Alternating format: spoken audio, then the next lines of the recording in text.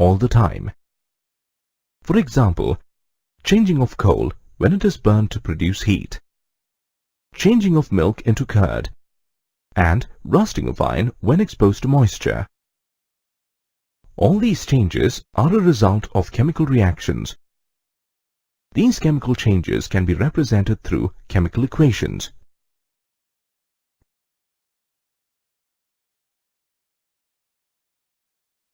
In this lesson, you will learn about writing and balancing chemical equations.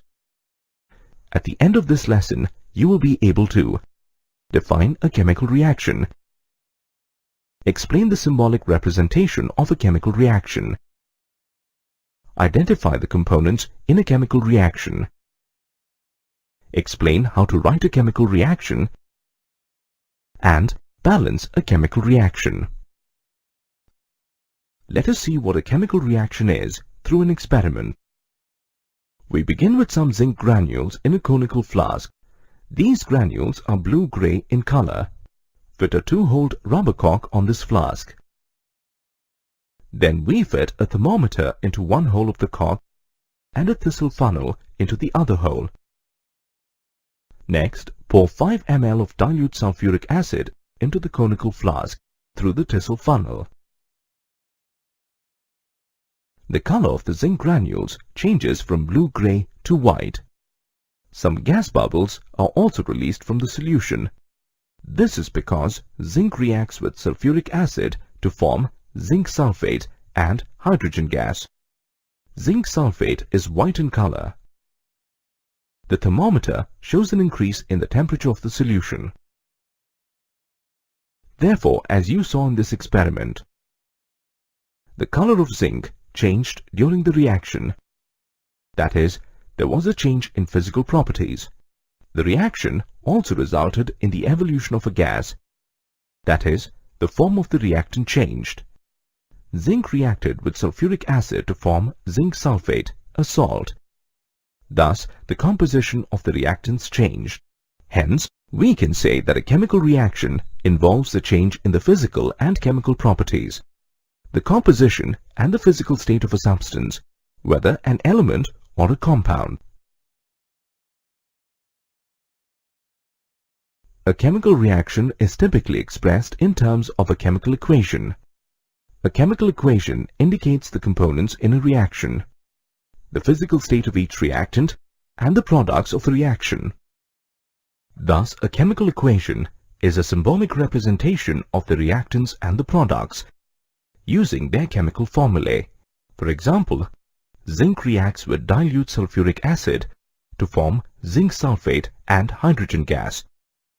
This is represented in the form of an equation, as shown here.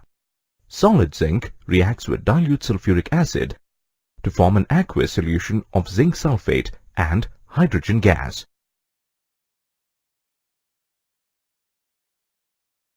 A chemical equation is made up of the following components.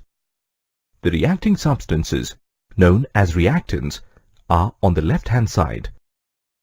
For example, in the equation you just saw, zinc and dilute sulfuric acid are the reactants. Therefore, they are on the left in the equation. The resulting substances, known as products, are on the right-hand side. For example, in the equation, zinc sulfate and hydrogen gas are the products. Hence, they are on the right. An arrow separates the reactants and the products and also indicates the direction of the reaction. Thus, in the reaction you saw, the arrow indicates that zinc and sulfuric acid react to form zinc sulfate and hydrogen. Let's take another example that involves two substances. In the burning of coal, carbon reacts with oxygen to form carbon dioxide. In this reaction, carbon and oxygen are the reactants and carbon dioxide is the product. The chemical equation for this reaction is as shown. Solid carbon reacts with oxygen gas to form carbon dioxide gas. In chemical equations, you denote a solid with S, a liquid with L, a gas with G, an aqueous solution as AQ. A gas produced with an arrow pointing upward. Precipitate formed with an arrow pointing downward. The reactants and products are separated with an arrow which points in the direction of the reaction. Let us consider the reaction of iron with steam. Solid iron reacts with steam to form solid iron oxide and hydrogen gas. This reaction is represented as shown. A symbolic representation of a chemical reaction is the first step in writing a chemical equation. The next step is to ensure that the equation is balanced, considering the law of conservation of mass. The law of conservation of mass states that the total mass of the reactants and the products should be equal. This means the number of atoms of an element on the reactant side should be the same as the number of its atoms on the product side. All chemical equations must adhere to the law of conservation of mass. Therefore, all chemical equations need to be balanced. The process of balancing a chemical equation involves 4 steps. Determining the reactants and products in a reaction. Counting the number of atoms of each on both sides.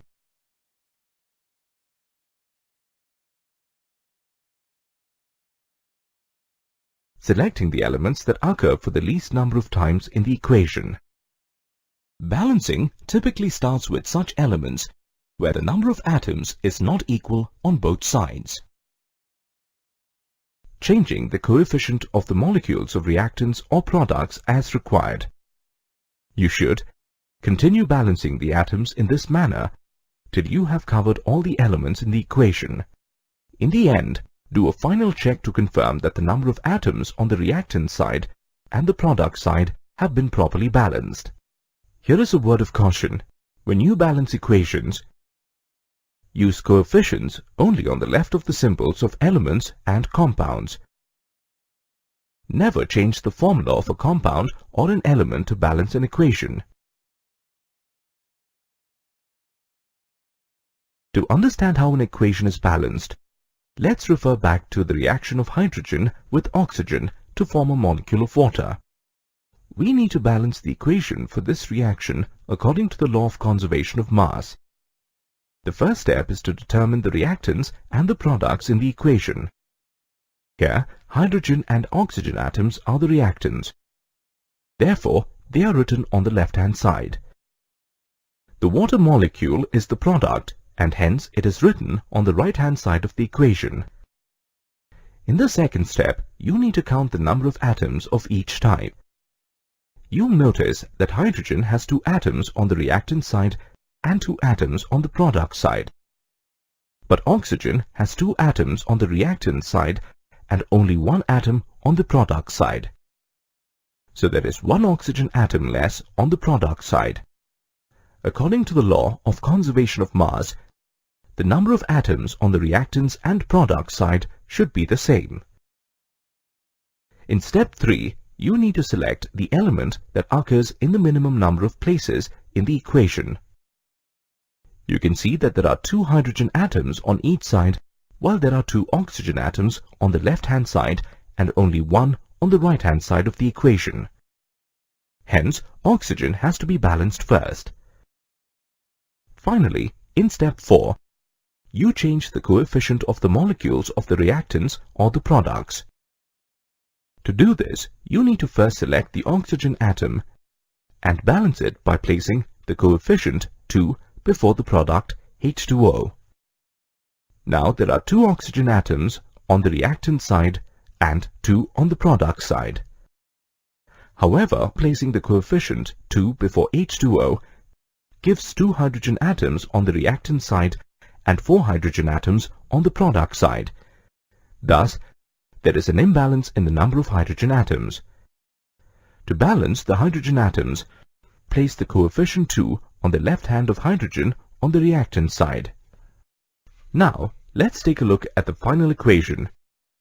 The atoms of each element on the left and on the right hand side of the equation are now balanced as per the law of conservation of mass.